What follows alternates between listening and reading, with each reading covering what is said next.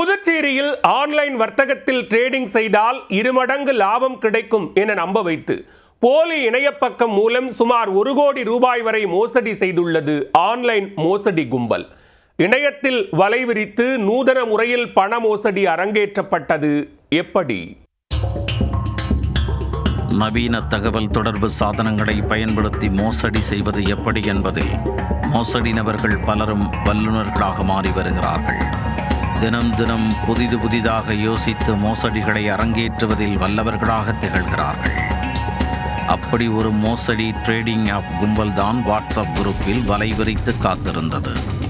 அந்த மோசடி வலையில் லாஸ்பேட்டையைச் சேர்ந்த ரம்யா என்பவர் முதலில் சிக்கியிருக்கிறார். அவரைத் தொடர்ந்து ஸ்ரீ அரவிந்தர் ஆசிரமத்தைச் சேர்ந்த சாக் பட்டேல் என்பவர் சிக்கியிருக்கிறார்.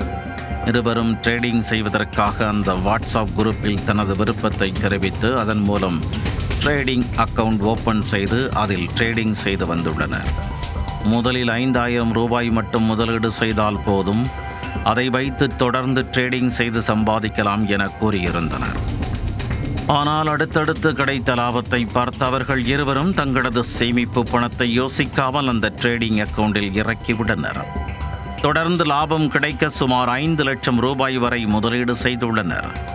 அடுத்தடுத்து என லாபம் கூரையை வைத்துக் கொண்டு கொட்ட ஆச்சரியமடைந்த ரம்யா 82 லட்சம் ரூபாய் வரை பணத்தை அதில் போட்டுள்ளார்.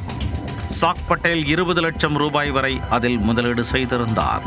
அந்த ட்ரேடிங் அக்கவுண்டில் காண்பிக்கப்பட்ட வாலெட்டில் ரம்யாவிற்கு 2 கோடி ரூபாயும் பட்டேலுக்கு 64 லட்சமும் காண்பித்துள்ளது.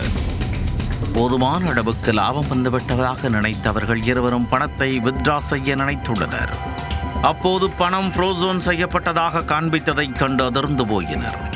உடனே அந்த வாட்ஸ்அப் குரூப்பை நடத்தி வரும் நபர்களை தொடர்பு கொள்ள முயன்ற போது அந்த தொடர்பு துண்டிக்கப்பட்டிருந்தது. இதனால் நிலை குலைந்து போன அவர்கள் புதுச்சேரி இணையவழி குற்றப்பிரிவு காவல் நிலையத்தில் புகார் அளித்தனர். அவர்கள் வழக்கு பதிந்து குற்றவாளிகளை தேடி வருகின்றனர். சமூக வலைத்தளங்களில் ஆசை வார்த்தை கூறி ஆன்லைன் ஷேர் மார்க்கெட் மற்றும் ட்ரேடிங்கில் அதிக லாபம் பெறலாம் என்று வரும் விளம்பரங்களை நம்பி ஏமாற வேண்டாம் என போலீசார் பொதுமக்களை கேட்டுக்கொண்டுள்ளனர்.